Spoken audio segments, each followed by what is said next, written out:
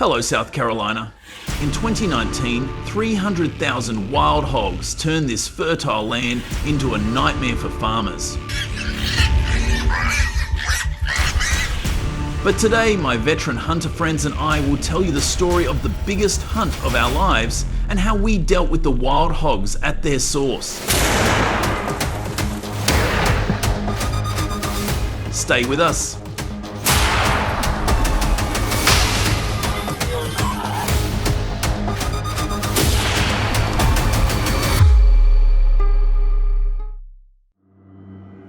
Two, wild hogs are animals and they are a disaster.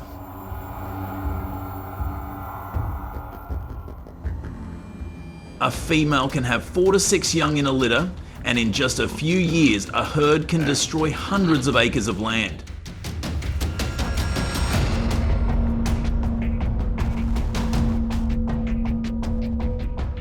In South Carolina, we have lost millions of dollars in crop damage. But we do not sit still. To wild boar hunting, you must understand that they are intelligent and agile.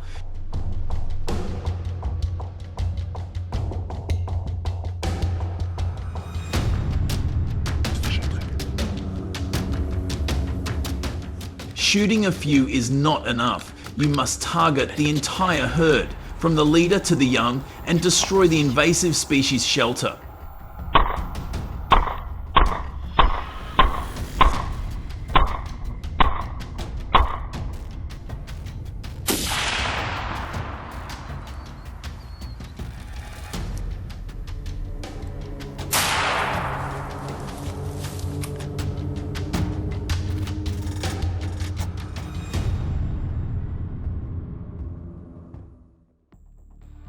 When is the best time to wild boar hunting? We met at 4 p.m. in a field near town.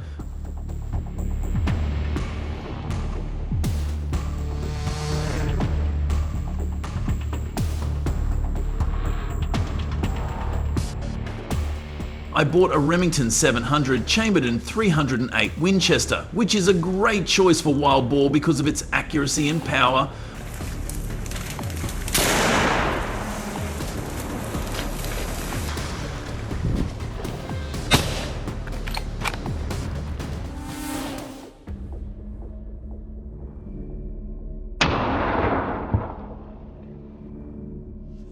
Or you can choose an AR-15 with 6.5 Grendel bullets, which are light and powerful enough to take down the big ones.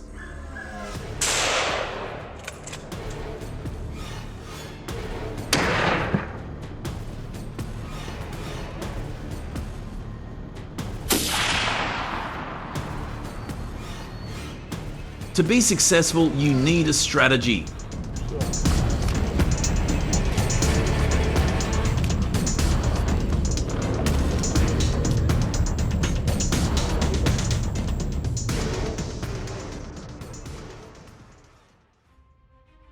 I think many hunters make the same mistake I did when hunting wild hogs. One time we were hunting in 2 groups, ambushing on opposite sides of a hill.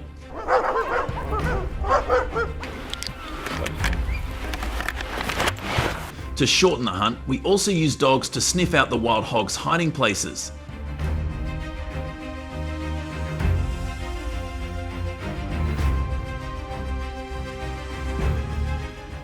Suddenly, a pack of 12 charged.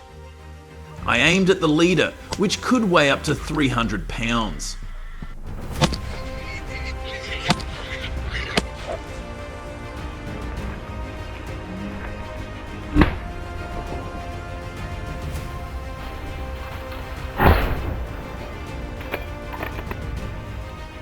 My first shot with the Remington 700 missed. Wild hogs are fast, and if you hesitate, the invasive species will be gone. Or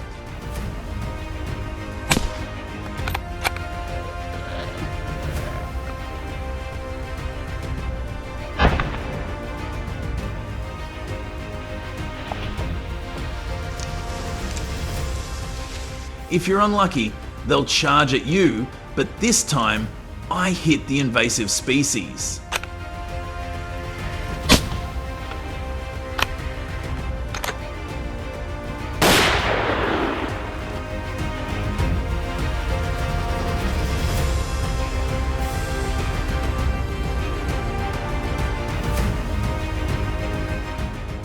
Shooting at the wrong angle is a common mistake, don't you think?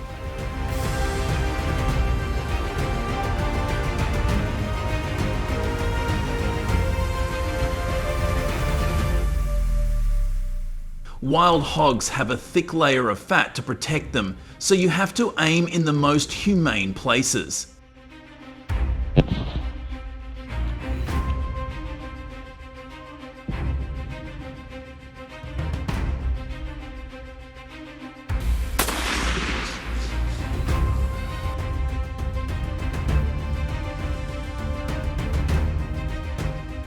It's also a lesson that if you don't understand the anatomy of this invasive species, you won't be able to wild boar hunting successfully.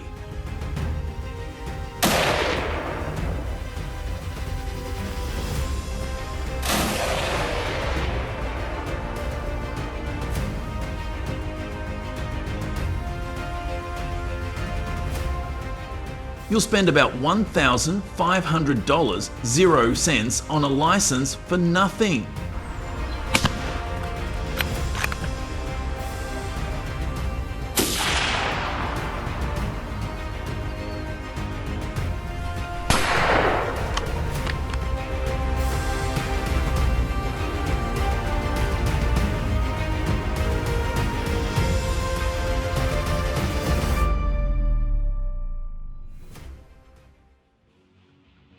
But to eradicate them, many South Carolina farmers believe that setting large, armoured iron traps filled with corn will attract large numbers of wild hogs.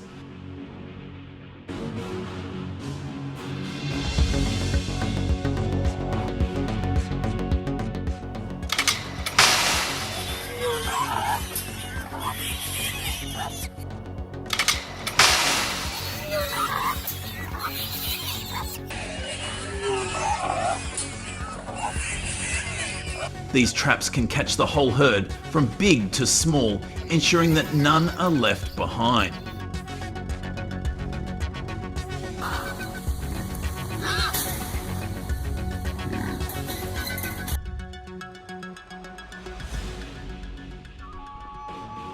Mistakes in hunting wild boar are not without solutions. The most basic mistake is that the hunter chooses the wrong weapon.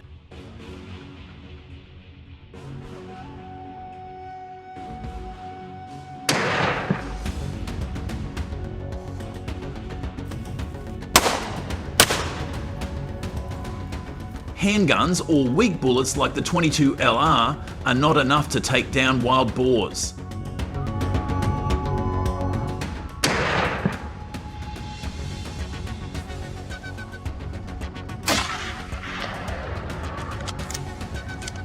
We recommend a 0.4 x 1 5/7 inch scope for increased accuracy in low light conditions.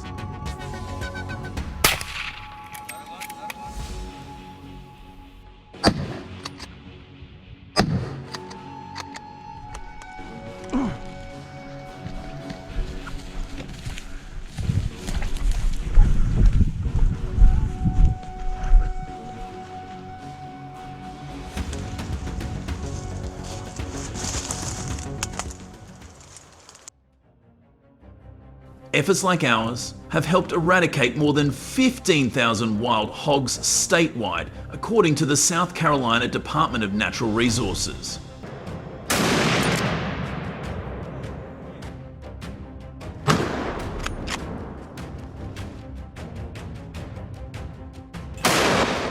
This has saved an estimated $115 million, 0 cents, in agricultural losses each year, allowing farmers to reclaim thousands of acres of land that had been devastated. More importantly,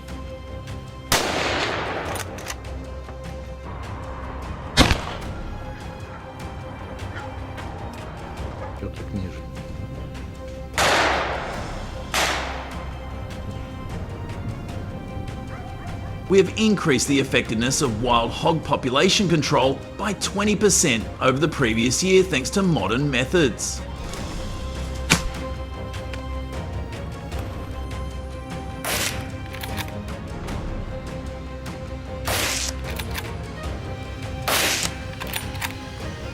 If you enjoyed this story, please share and subscribe for more hunts.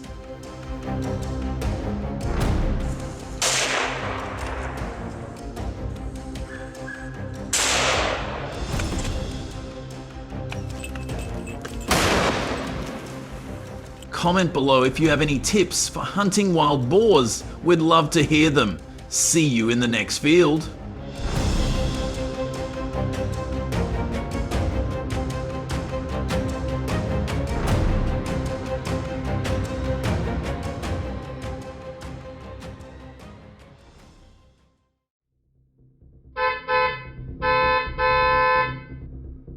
In Windhoek, Namibia, residents of the Goringab settlement live in daily terror as they are confronted by troop after troop of up to 80 baboons.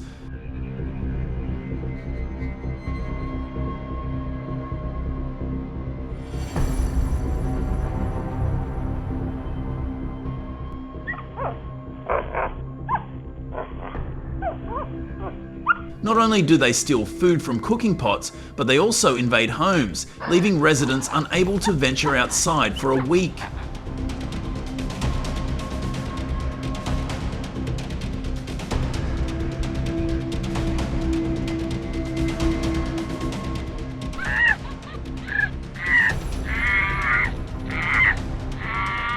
The damage caused by this invasive species is estimated to be up to $300,000 a year in lost food, property damage, and remediation costs.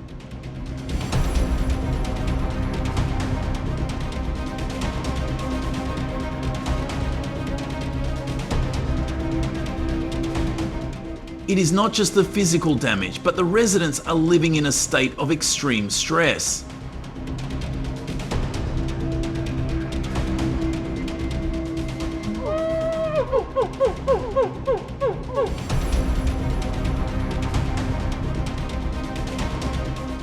This is an urgent warning about the escalating human-wildlife conflict in urban Africa. If you were a resident here, how would you react? If you saw baboons standing right outside your door?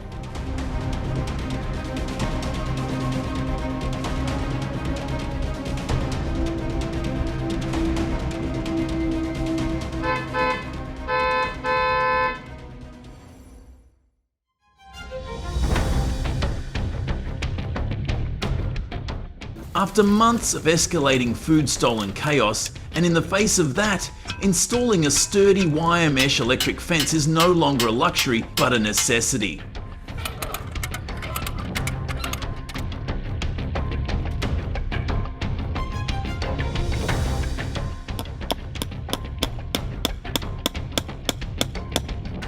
The hope is that sparks will drive away what fear cannot.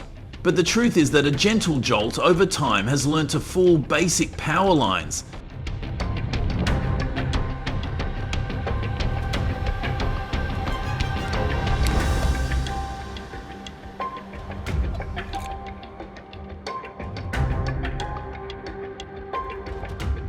So which is more effective? Don't rely on electricity alone. Take a more drastic measure. If so, join me in the second measure taken by the Namibians.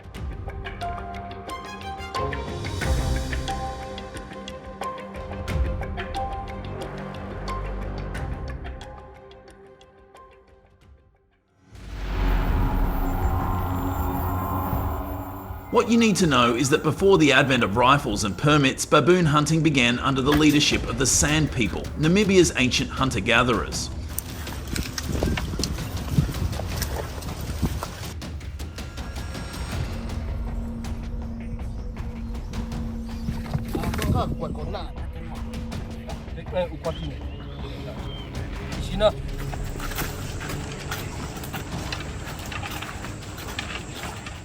These early tactics date back to the late Stone Age, forming the roots of a tradition that has lasted for over 20,000 years.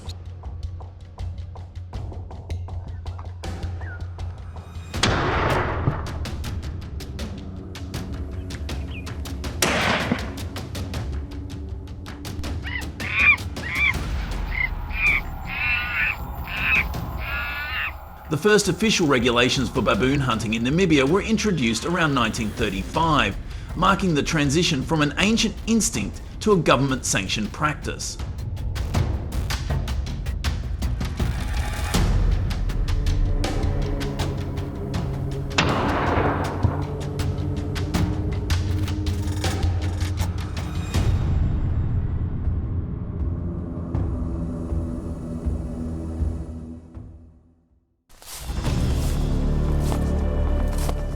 Today, any hunter targeting baboons must have a valid permit, which is issued and managed by the Namibian Ministry of Environment, Forestry and Tourism.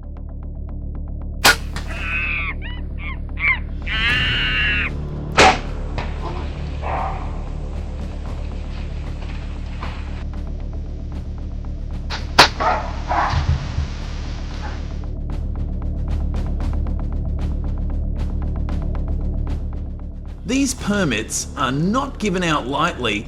They are part of a rigorous wildlife management program that monitors the number of baboons culled and ensures ethical and environmentally balanced methods.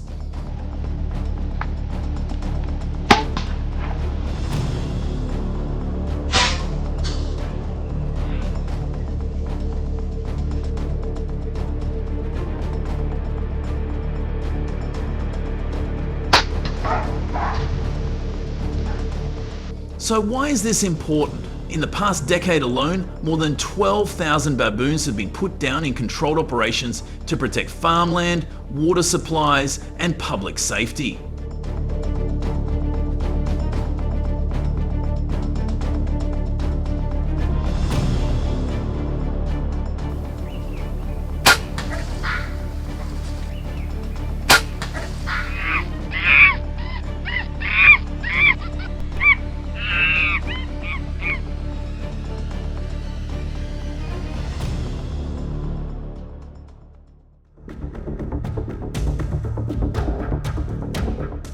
In populated areas, hunters quickly realised that extreme measures were not enough because baboons are so agile.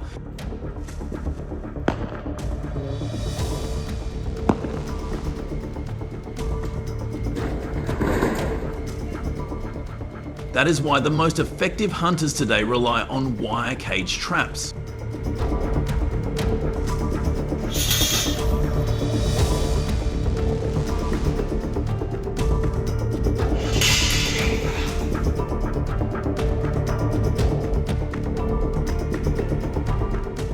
Reinforced wire cages baited with fermented fruit or corn have allowed teams of skilled hunters to capture up to 15 baboons in a single day.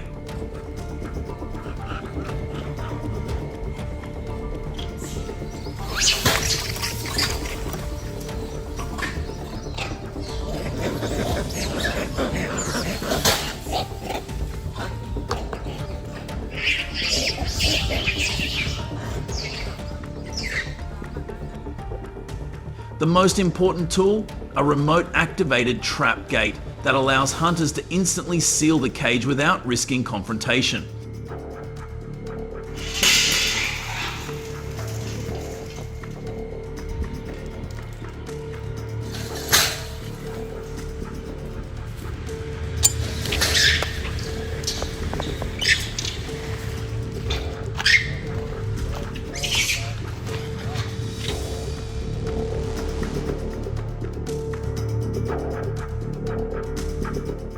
If one trap fails, the entire pack will become alert and cause more damage.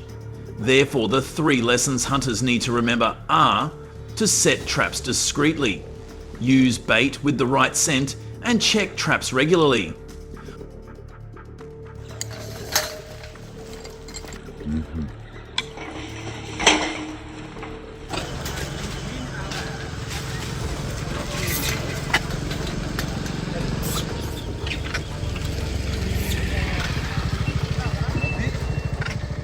The preferred method is to use a wire cage with an automatic lock, while the urgent method is to coordinate continuous control.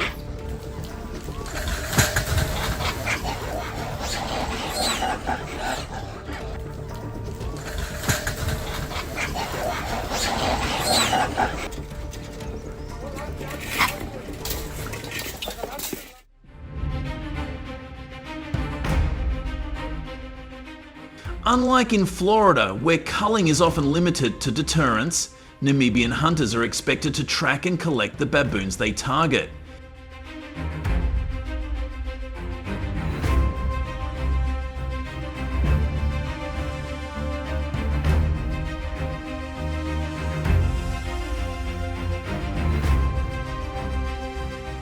It is out of respect for the land, Hunters must report their numbers, dispose of carcasses safely, and avoid leaving tracks that might attract other invasive species.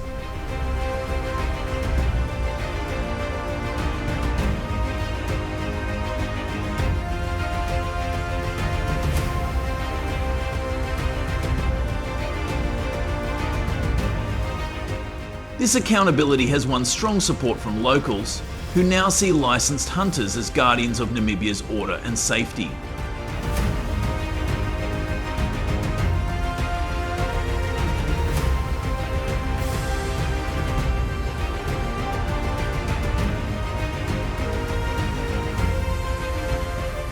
Are we doing enough?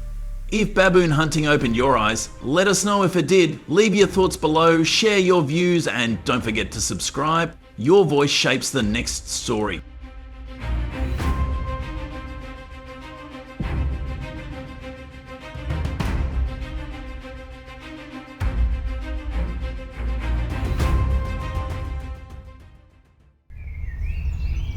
The heat can feel suffocating. With temperatures soaring beyond what seems bearable, the creatures here are all fighting for survival.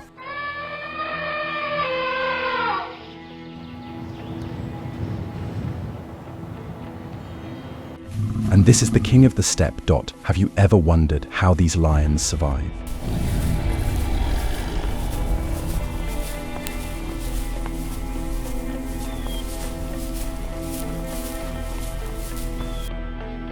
In a pride of lions, each member plays an important role in the survival of the pride.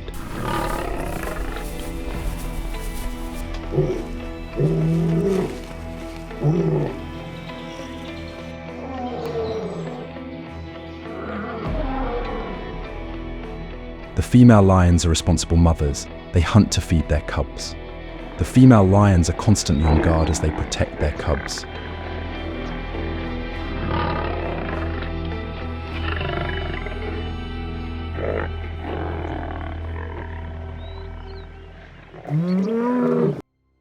The leader of the pride can occupy a large territory where he will fight to protect his family and resources.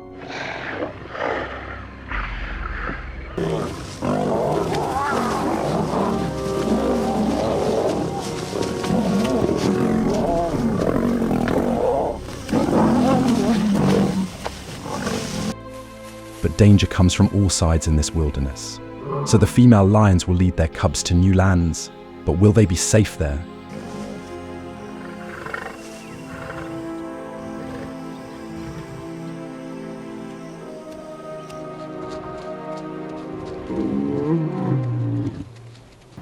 The enemies around them are always lurking.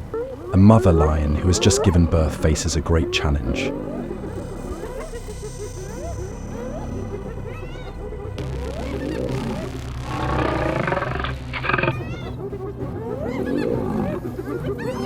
There are about 20 hyenas gathered, and their incessant cries echo across the plains. They are swift, opportunistic hunters, always waiting for a chance to strike.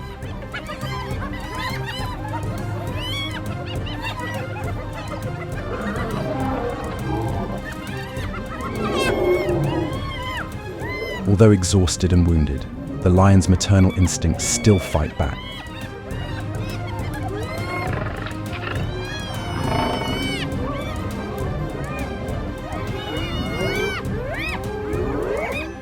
At the crucial moment, a male lion appears.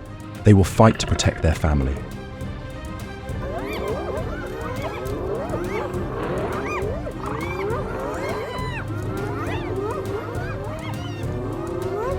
A chaotic battle unfolds, and the savannah echoes with the sounds of a brutal struggle.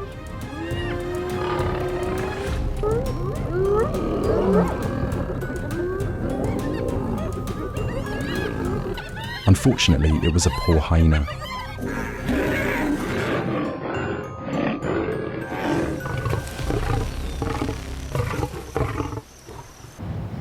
As the harsh dry season gripped Africa, forest fires raged on and on. The lack of food sources weakened the herd.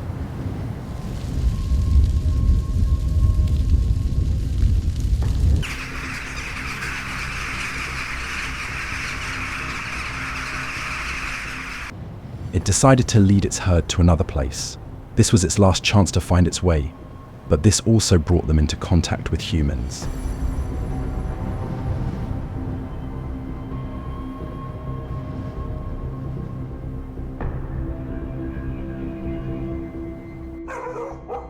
As night fell, the lion entered residential areas and attacked domestic animals.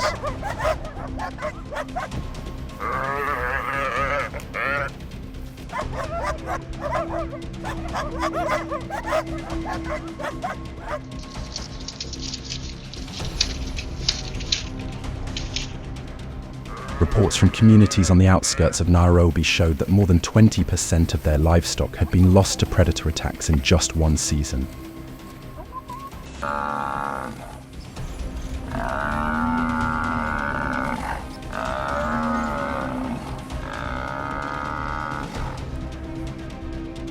For these farmers, it was a heartbreaking event.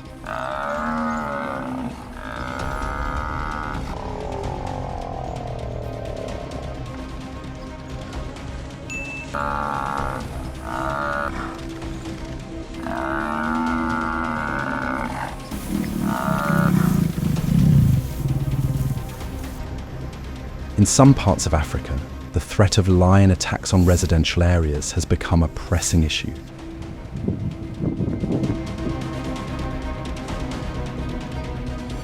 I know.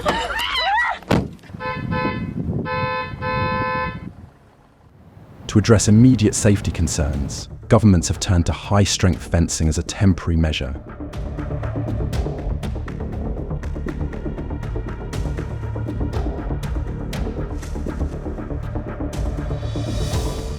Modern fences are often made from high-quality, weather-resistant materials, ensuring longevity and low maintenance.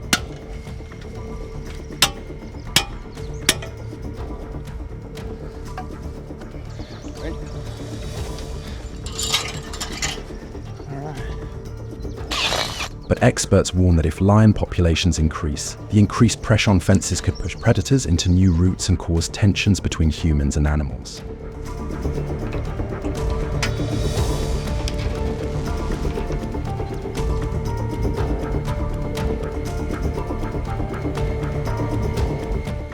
While the installation of fences provided a temporary solution, experts warned that it would not break the lion's ingrained habit of venturing into human settlements.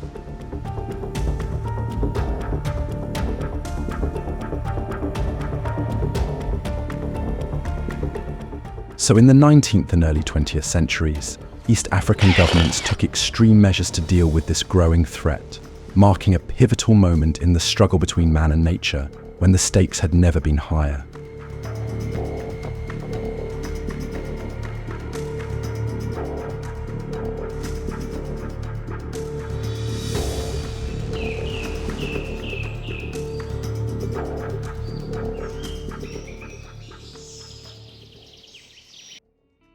While fences act as an important first line of defense to protect residential areas from lion attacks to reduce their numbers, the government has adopted a more hands-on approach by offering controlled hunting with specialized firearms.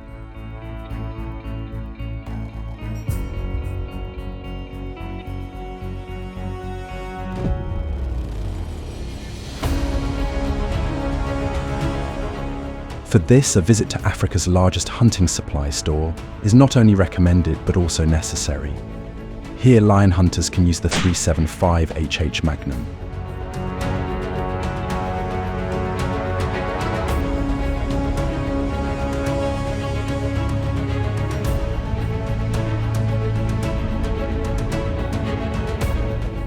The high versatility of this gun can be used to hunt different wildlife species, from large antelopes to large carnivores like lions.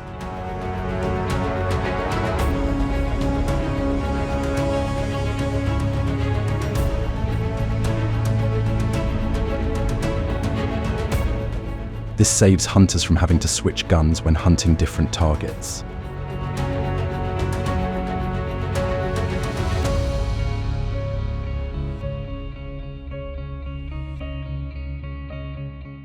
In Africa, there are only a handful of licensed locations where one can legally buy hunting guns, adding a layer of exclusivity and preparation for your journey into the wild.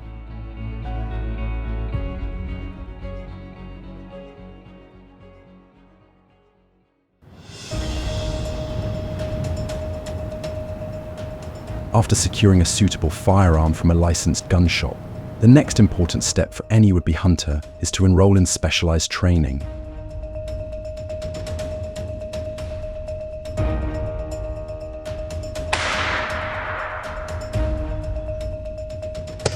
These courses are typically attended by around 20 hunters each year at the beginning of the dry season, when lion activity peaks.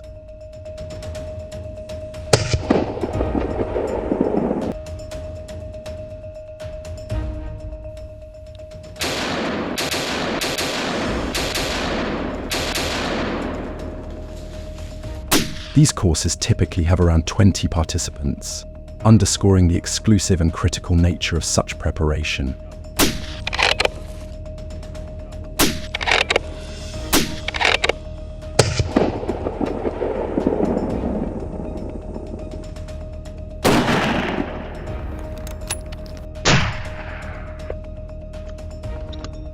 Out of hundreds of hopefuls, only around 100 hunters are selected each year through a rigorous screening process.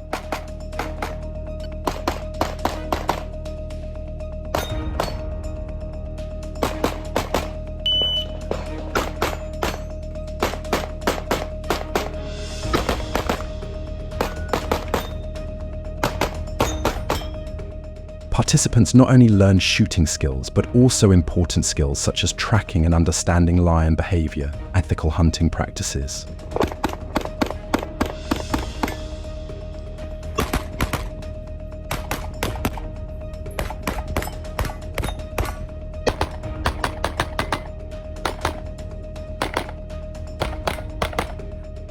A serious commitment to protecting human settlements and maintaining the balance between animals and humans.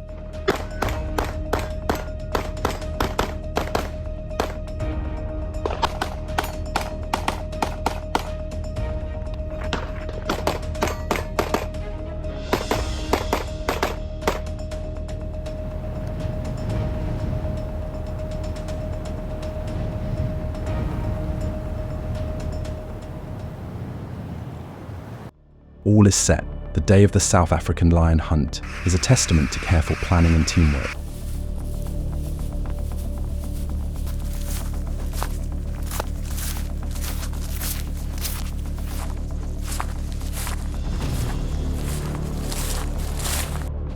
Each team has at least 3 members: a hunter, a tracker, and a professional guide.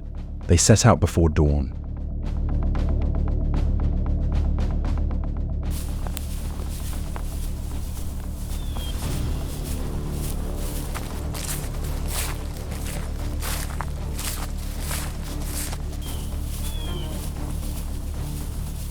Hunting alone is strictly prohibited due to the serious risks involved, as the wild is unpredictable and only the team's collective skill can ensure safety.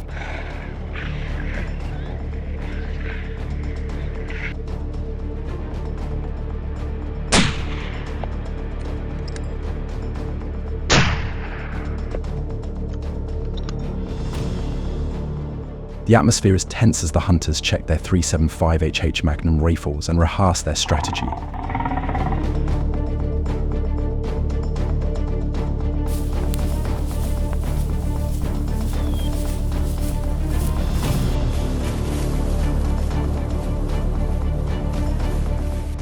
Hours passed in the afternoon heat as the group carefully followed the trail through the tall, dewy grass.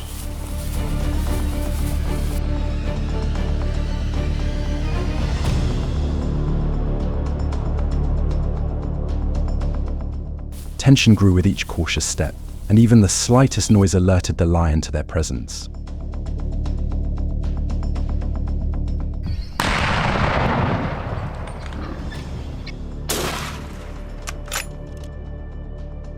When the leader finally spotted the lion, he was only 50 yards away. Holding his breath, he held his rifle tight, knowing that any miscalculation could turn the predator's sights on him with dire consequences.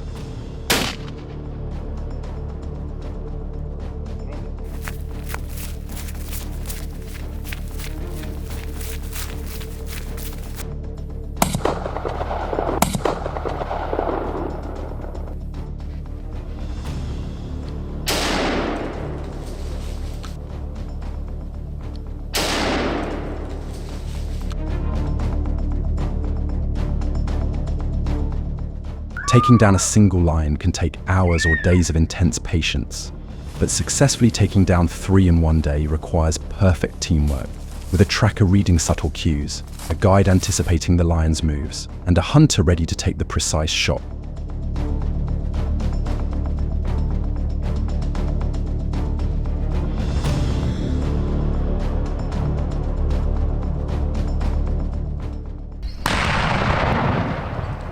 True success means taking down 3 lions without a single dangerous encounter.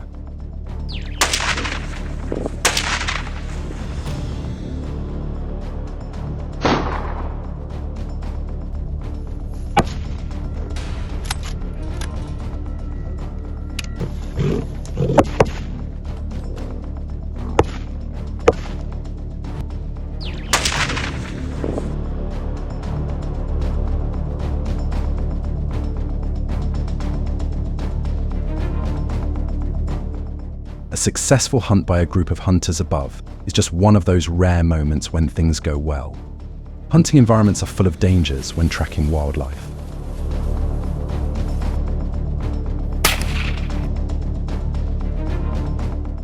Conflicts happen unexpectedly. Not every lion lies quietly in the shade, waiting to be discovered.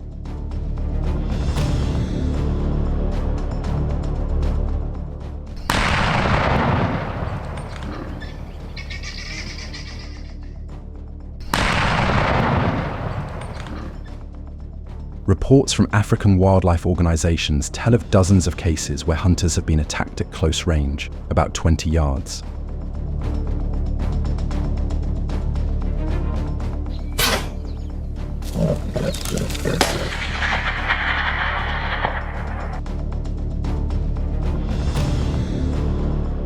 Fortunately, this hunter had years of experience and could handle the situation.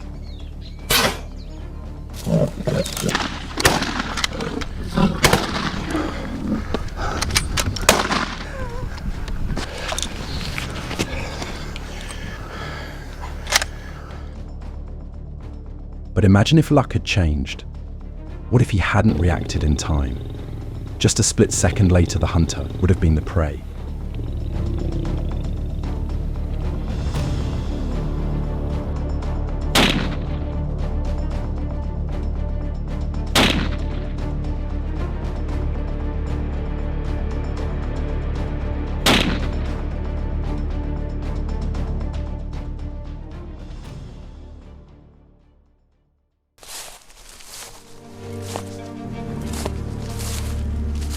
To successfully and safely hunt lions, hunters must spend many hours searching for tracks across vast tracts of land that span up to 50,000 acres.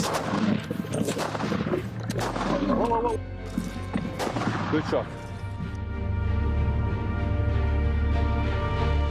Hunters are typically only allowed to take down 1 to 3 lions daily. Exceeding this limit will result in serious consequences, including fines of up to $10,000. Permanent revocation of hunting licenses, and a lifetime ban on future hunting.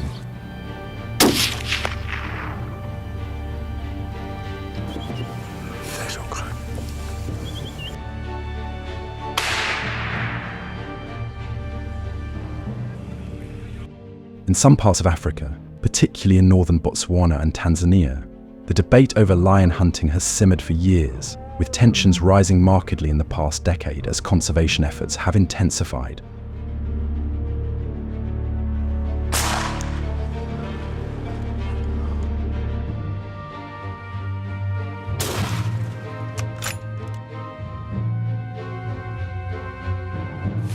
Conservationists argue that hunting poses a serious threat to lion populations, which have declined by nearly 50% in the past 25 years.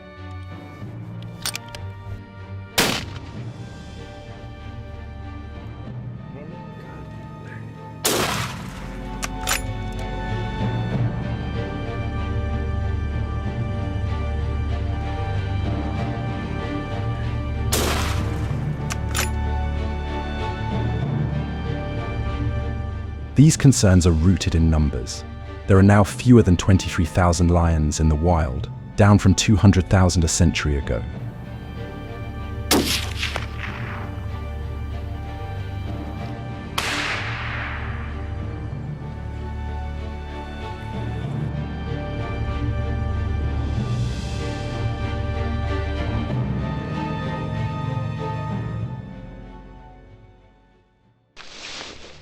However, many local communities and advocates of controlled hunting point out that managed hunts are essential to protect human settlements from lion attacks, which peak during the dry season when lions invade villages.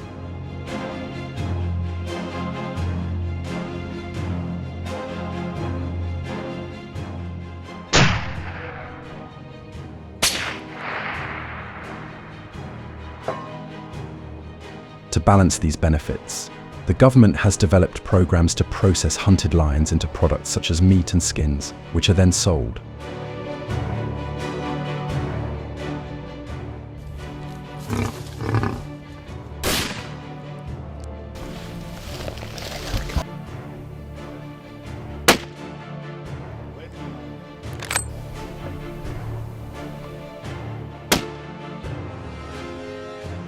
The proceeds from these sales go directly to community development, funding schools, health facilities, and anti-poaching units.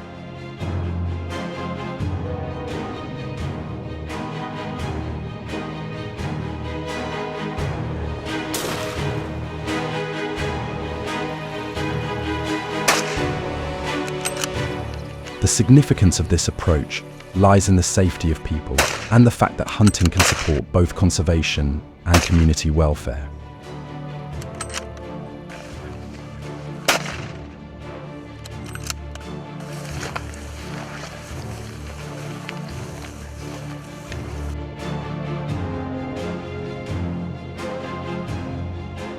The African lion hunt is a powerful reminder of the raw challenges of nature and the fine line between conservation and survival.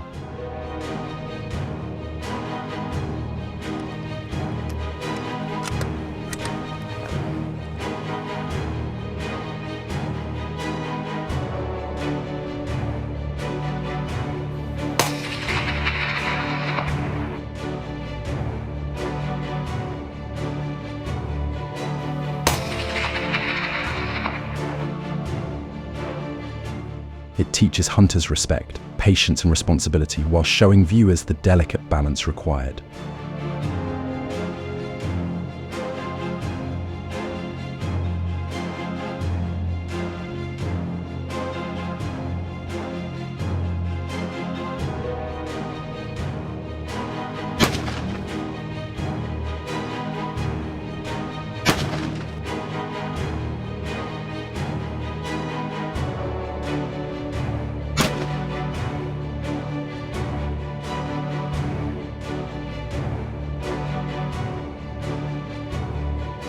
Can we find harmony between tradition and conservation? Comment below with your thoughts. Thanks for sticking with us until the end.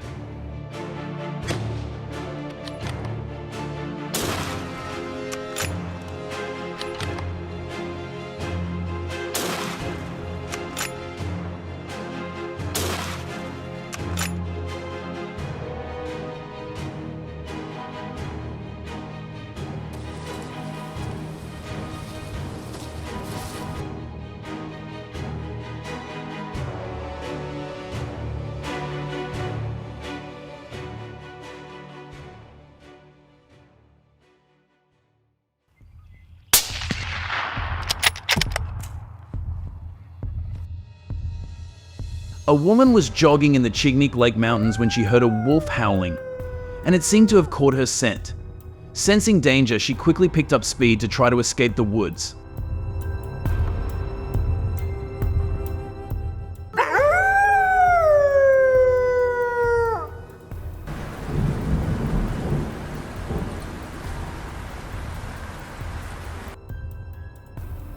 Thanks to her agility, the woman was lucky to escape and was about 500 yards away from the wolf.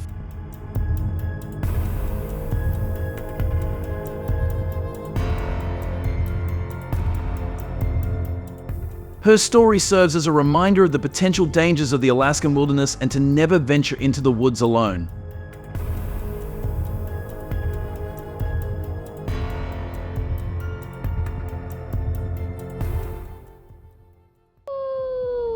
Since then, the presence of wolves in Alaska has become a nightmare, with hundreds of attacks in urban areas.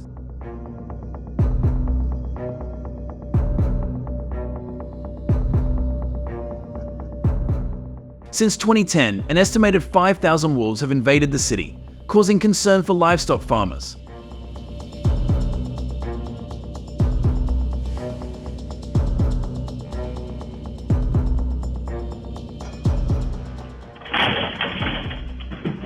More than 3,500 sheep have been attacked, forcing many farmers to move more than 2,000 sheep to safer lands, with economic losses estimated at up to $5 million.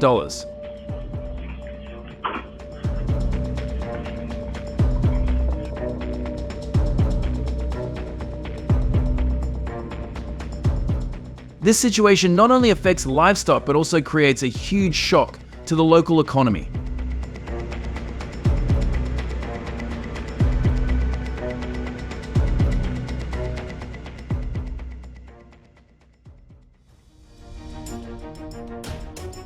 Before dealing with wolves, let me reveal an important secret: the hunter's success depends on the use of an off-road vehicle combined with a gun.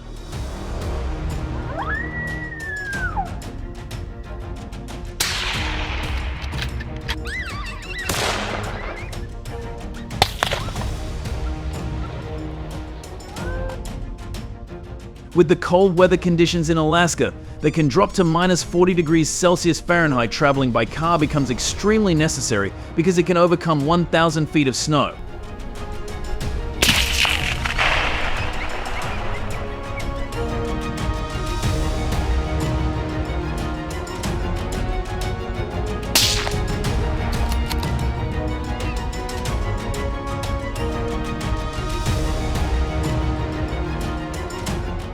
Off-road vehicles such as Toyota, which cost about $30,000, are designed to help hunters save time traveling.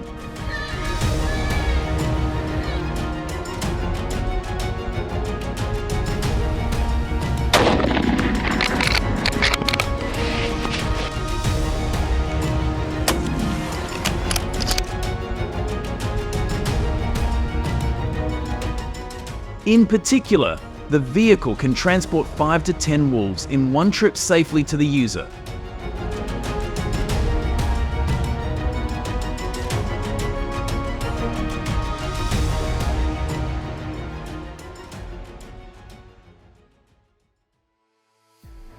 To reduce the wolf population in Alaska from 50,000 to 20,000, the government has implemented strict management policies.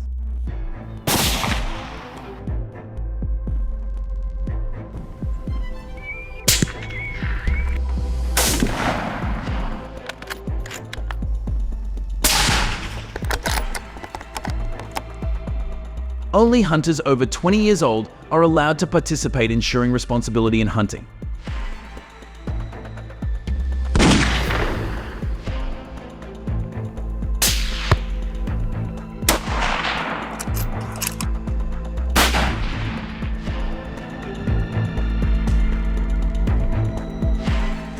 Each year, the government issues permits to about 1,500 wolf hunters, while 3,000 other hunters are ineligible due to a lack of firearm permits or knowledge of wolf behavior. Those who violate these regulations will face fines.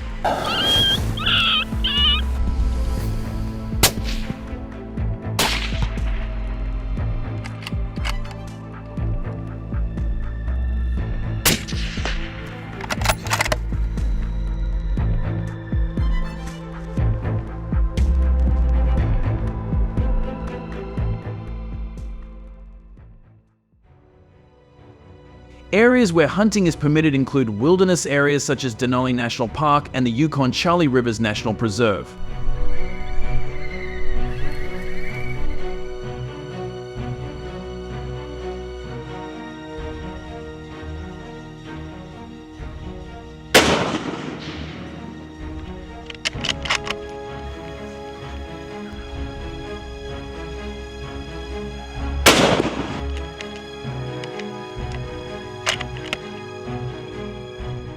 Urban areas, other national parks, and areas near homes such as Anchorage and Fairbanks are generally off limits. Hunters need to be aware of these regulations to avoid endangering public safety.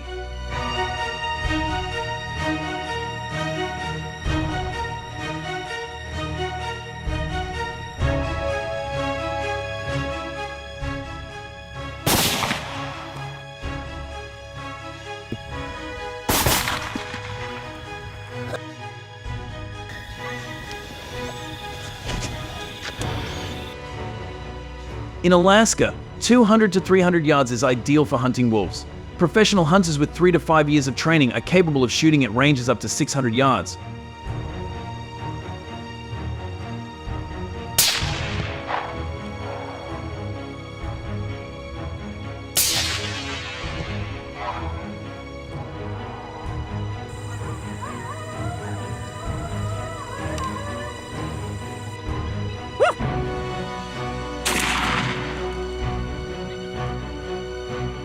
Using decoy devices that emit sounds can be effective out to 1,000 yards, giving the hunter time to aim at the target.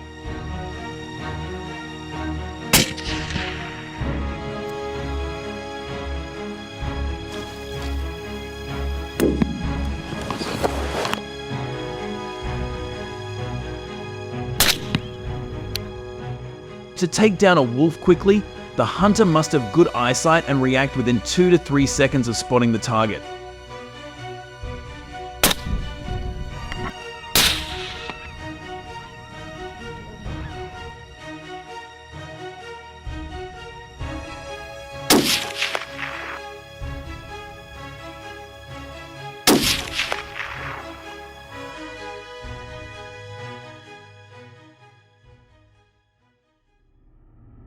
Wolf hunting season runs from August to March of the following year.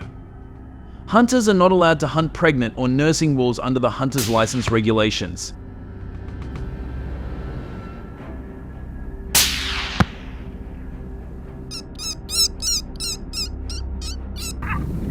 Whoa. Hunters should be aware of possible situations, such as the presence of other wolves in the area and other wildlife, so they should be familiar with the terrain.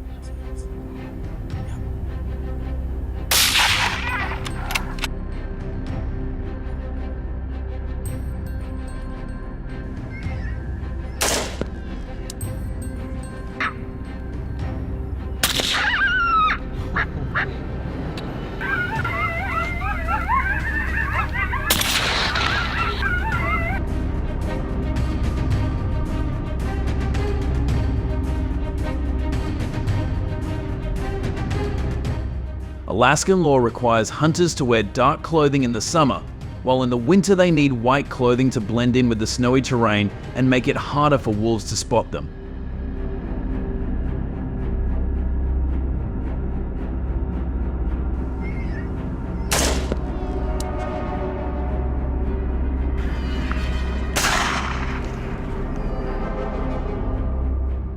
One study found that about 80% of hunting success depends on clothing, a finding confirmed by the Alaska Department of Wildlife in 2015.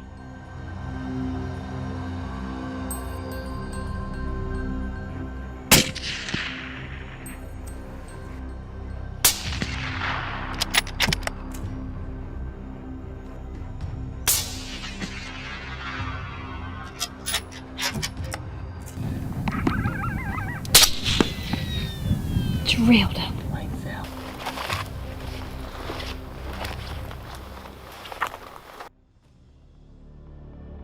The Alaska government allows hunters to hunt wolves at night to control the wolf population, reduce livestock damage, and protect the environment.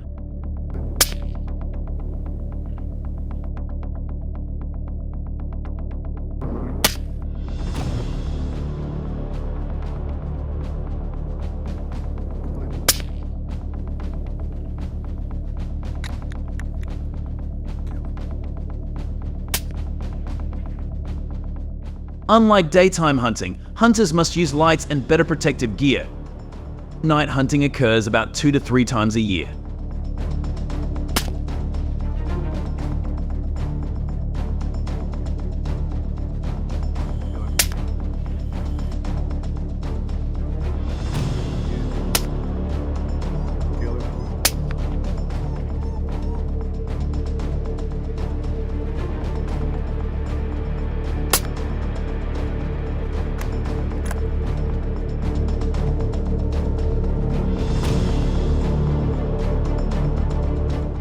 Additionally, hunters must be responsible for all their hunting actions.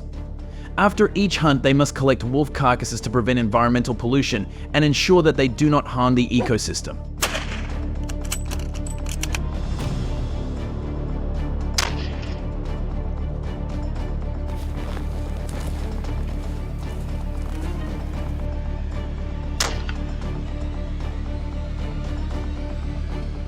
Hunters must regularly update their hunting status throughout the hunting season to ensure safety in Alaska.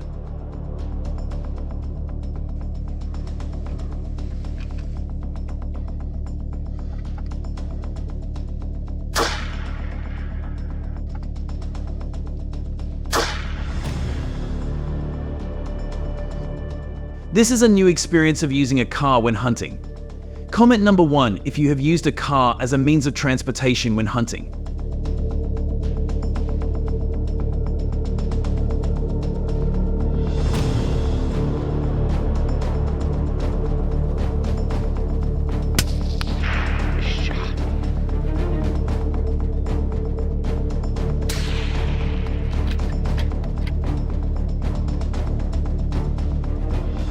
Comment your thoughts to be a part of contributing to the better hunting community.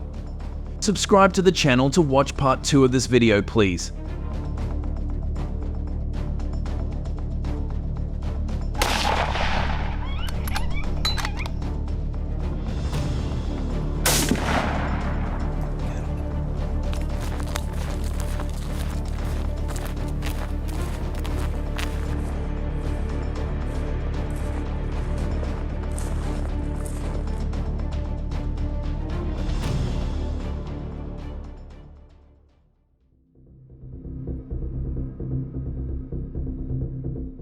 Wild boars in Louisiana are becoming a serious threat to agriculture.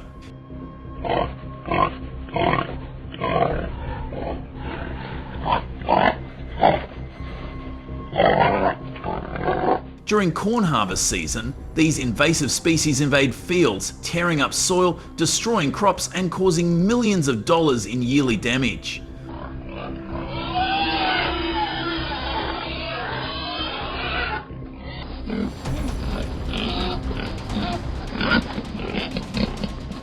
One study found that wild boars could cost the United States $2.5 billion annually, and Louisiana is no exception.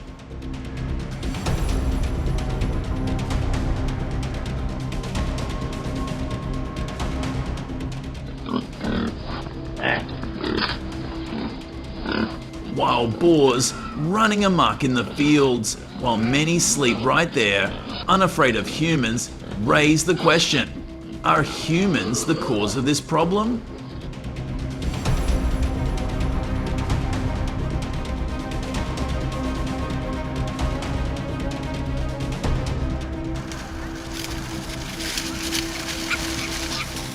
When humans encroach on their habitat, are we creating a greater threat to ourselves?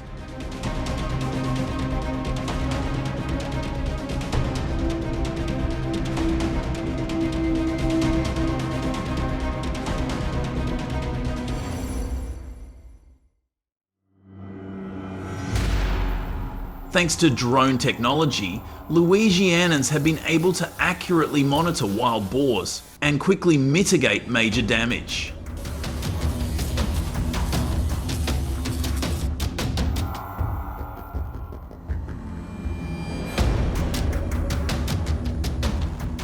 In 2017, this method helped them knock down more than 10,000 wild boars within the drone's flight area alone.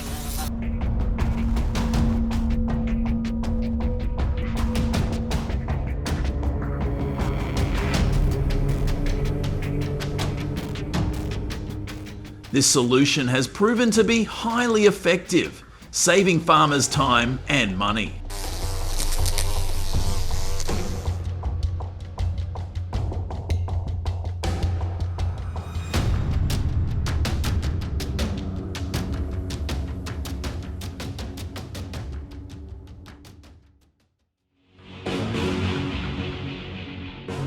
When setting a trap for feral boars, it is important to keep the grass clear.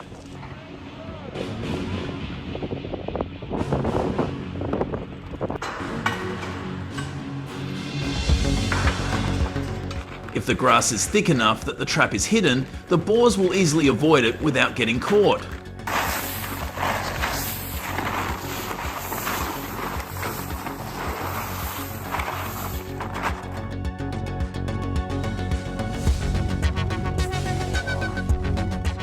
Clearing the area creates an open space, making it easier for the hunter to see their tracks and place the trap in a strategic location.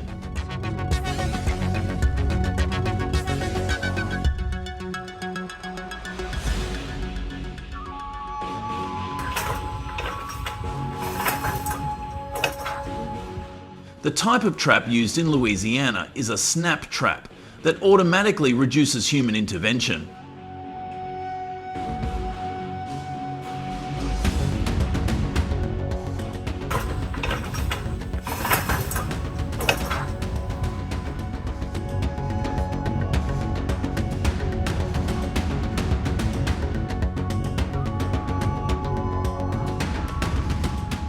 Setting a trap is not a simple job, and I have been involved in it a few times. You need to have patience because feral boars are not an easy invasive species to catch.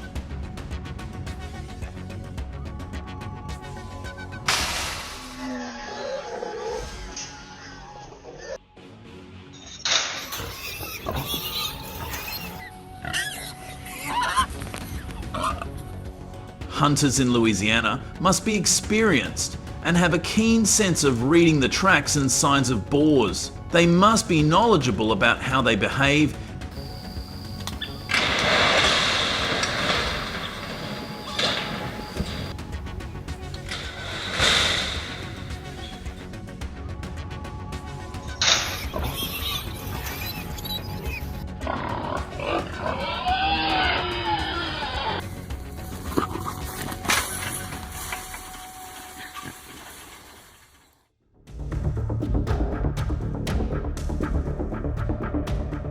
Hunters have to check every little detail from setting up the wire cage traps to setting up the surveillance cameras to make sure the traps don't accidentally go off.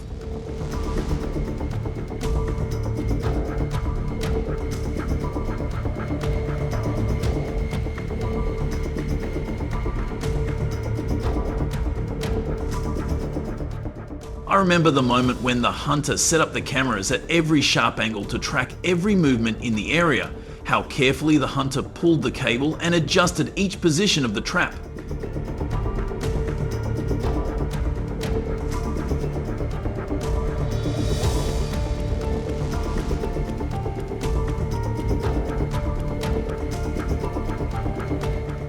At this time, the hunter also used fermented corn, a smart strategy because wild boars love it during harvest season. Have you ever faced this feeling?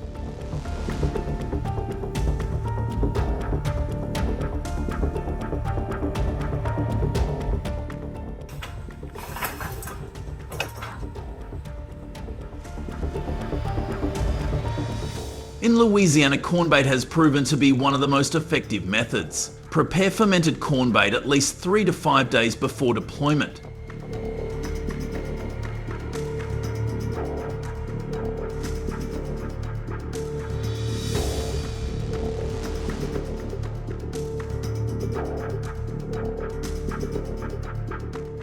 The corn is fermented to create a special odour that attracts wild boars. Some people even use the method of feral corn in warm conditions to increase its attractiveness.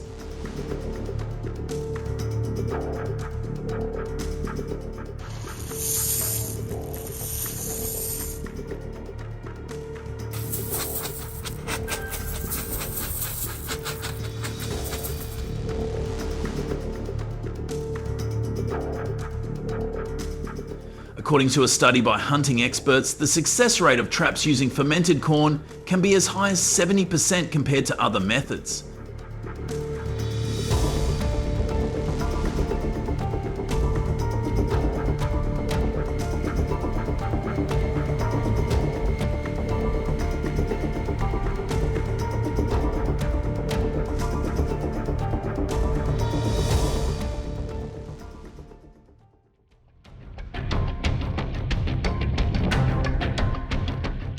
When setting up traps, a serious mistake that many hunters make is not ensuring that the traps are set properly.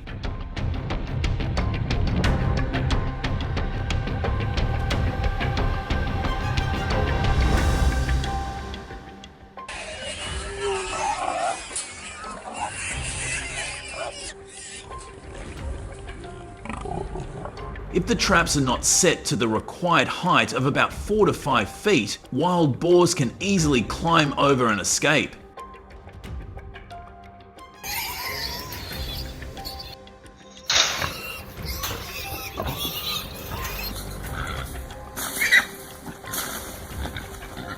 This not only causes failure in hunting, but also poses the risk of being attacked by surprise.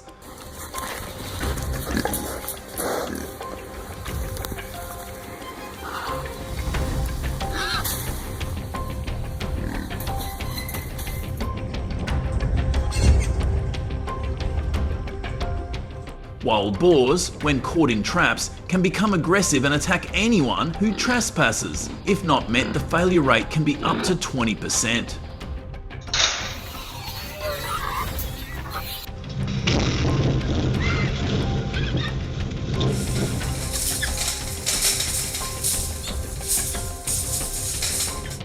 Have you ever made this mistake? Share your story below the video and let's learn together.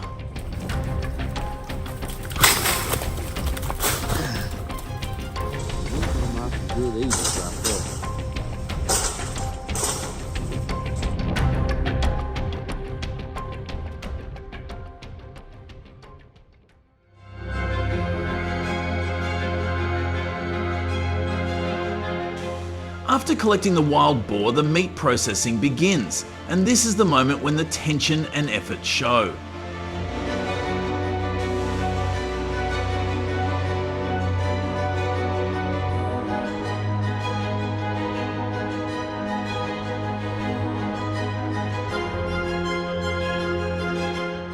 The hunter has to filter out the best parts of the meat and remove the unnecessary parts.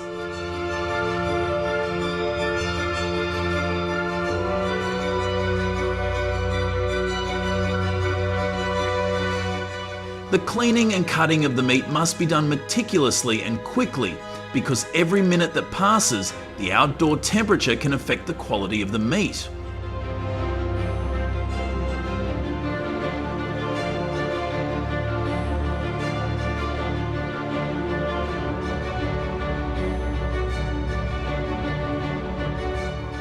Once the meat is prepared, it will be grilled over hot coals, creating grilled meat.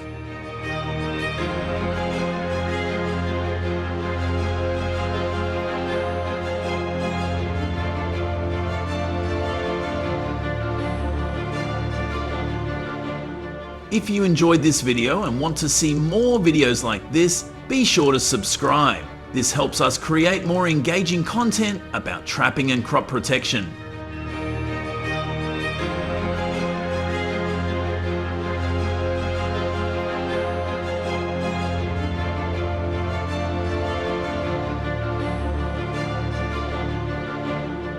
We'd also love to hear from you. Tell us what you'd like to learn more about to make our videos more interesting.